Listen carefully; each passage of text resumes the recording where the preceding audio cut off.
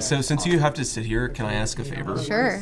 So my cousin is your biggest fan. I love that. Can we call her right now? Sure. Oh my God. Wait, what, should we FaceTime her?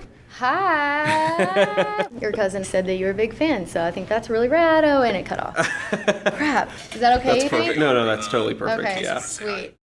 So, where are you from? My town is actually called Golden, Texas, but it's about 80 miles east of Dallas. Where are you from? So, I grew up primarily in Southern Ohio, sort Okay. of Rust Belt town with a lot of Kentucky transplants. Yes, I get it. I've definitely spent some time in that part of the world. It's like a classic kind of blue-collar, post-industrial town. You have like a lot of broken families, a lot of divorce, I mean, even domestic violence and things like that. You know, one of my favorite songs of yours is Merry-Go-Round. Thanks. And it's, you know, there's obviously a certain vibe about small town America. That's what you're singing about and that's what you're writing about. It's like an interesting comparison to a lot of the folks I write about in my book. And I think it's at the end of Merry-Go-Round where you say something like, you know, the guy goes off and does booze and pills and Mary Yeah. kind of stays there. I'm just curious kind of how that, you know, how growing up in that golden area Yeah. influenced that song. I find inspiration in bringing light to the subjects that are, you know, maybe a little bit harder to talk about. And I kind of do it with a satirical edge sometimes, but I've always loved that about country music, especially is that it's a genre that started out, you know, just talking about real life and real stories and heartache and divorce and cheating and, you know, losing my job. And Right. I mean, it's become a parody in a way, but I respect that about the roots of it. Mama's hooked on Mary Kay, brother's hooked on Mary Jane, and daddy's hooked on Mary two doors down. Mary, Mary, quack and Schwery, we get bored so we get married. Just like dust we settle in this town, on this broken merry-go-round. So, like one of the things it's interesting, obviously, about, you know, you're a very successful musician at this point, but you grew up in a pretty small Texas town. It reminds me a little bit of when, like, the first time I went to a really nice restaurant, and this is when I was in law school. And I remember I asked for some white wine, and the waitress was like, "Do you want Chardonnay or Sauvignon Blanc?" And I was like, "What? is that?" Never mind, I'm just kidding. I'll have a Sprite.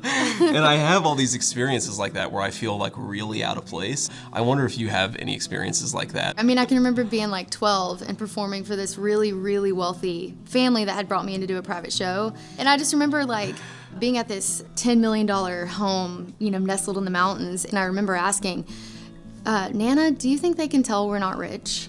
And she was like, well, probably, but, you know, it doesn't matter. You mentioned that your grandparents were a giant part of your life growing up. So Yeah. did you live with them or?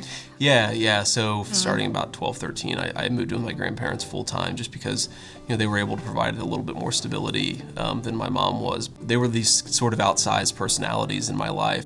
She was just this really awesome woman, and she cussed like a sailor. She was just really, really awesome. Like, And had I a good think- heart. Yeah, had a great heart. And when she died, you know, we had to search through her house and get all of her stuff, and we found 19 handguns, all loaded, stationed God. in different parts of the house. She couldn't get around that well, so she had placed these handguns in places so that if somebody came in the house, yeah. they were within arm distance. And so Okay. I think it just like goes to show she made sure she protected the people she cared about, She's and my that was in a hero. lot of ways. That's amazing. Oh, man. What would your grandparents say if they knew you were saying cuss words on well, stage? Nana, she goes, oh, every time.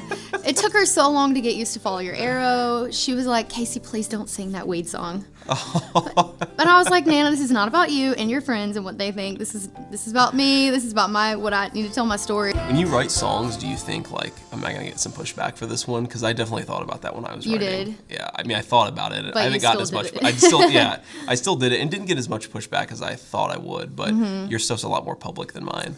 I mean, I don't know if it is, but yeah, I've definitely thought, you know, there's going to be some people who really don't like this, but that would never stop me from doing that because, you know, there's always, if I did the opposite, there would be people who don't like that. And then who Absolutely. are you, you know? So Right. I just did it anyway.